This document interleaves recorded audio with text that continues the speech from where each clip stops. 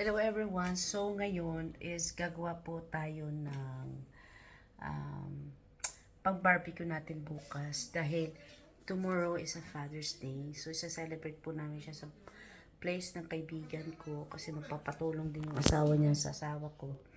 So magdadala kami ng mga ilang pagkain. So yung contribution ko is ito na lang, pang-barbecue na lang. So yun, gagawa tayo ng Filipino style barbecue. Same lang ng marination na ginagawa natin sa Pilipinas. Ganun lang yun. So, ito yung gagawin natin. Hatiin muna natin itong mga tsaba-tsaba. Pero wag naman yung taba natin, no? Wala mga dyan. Tumaba tayo. Bawi na lang tayo next time kasi syempre bumabawi pa yung katawan natin na diba nga, nakwento ko naman sa inyo na nawala yung baby ko. So, yun. Kaya, nag-gain talaga ako ng ilang kilos. Parang bumalik yung dati kong katawan. Bawal lang tayo next time. But this time, wag muna. Kasi nga, ayoko munang mag-focus doon. Diba, sa ibang araw na lang, diba? Kaya, pasensya na kayo sa katawan ko. So, tsaka gabi na. So, pantulog ko na rin to. So, iwain lang natin to, no? Nang ganito lang. Ganito kaninipis lang at ganito kahaba lang. Ganyan. Dating negosyo ko to sa Pilipinas. Nagluluto ako nito.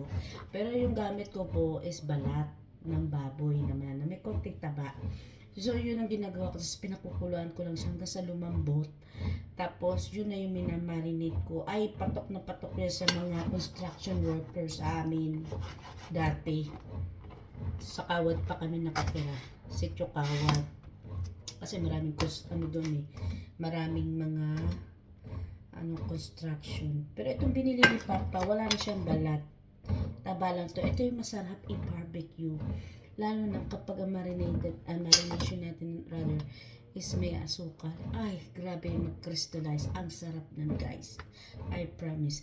Yung ginagawa lang natin is overnight ko lang naman siya minamarinate.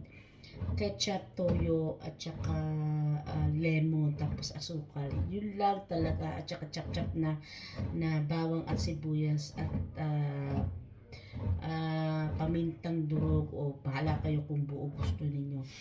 Yun lang yun, guys. Tapos yun lang din yung sabaw lang din yung ipapahit-pahit nyo kapag ginigrill nyo na siya or pinabarbecue nyo na siya. Ay, ang sarap nun, guys. Promise. Nagustuhan niya ng asawa ko. At hinahanap-hanap na talaga yung marination ko. Ha? Sarap. So, see you later. So, ito yung ketchup natin. Tapos, magchachap-chap lang tayo ng bawang.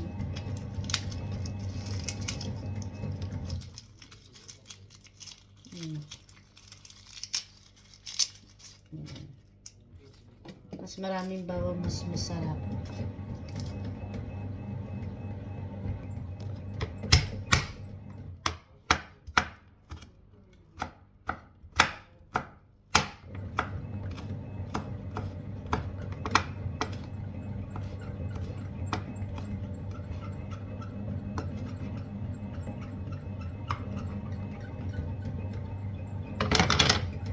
So, ihalo na natin.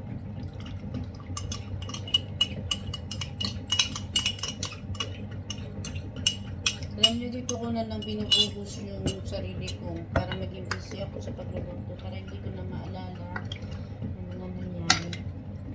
Kasi nalulungkot lang ako. Sorry ha, kita yung umaangat yung ating ganun talaga pag walang laman.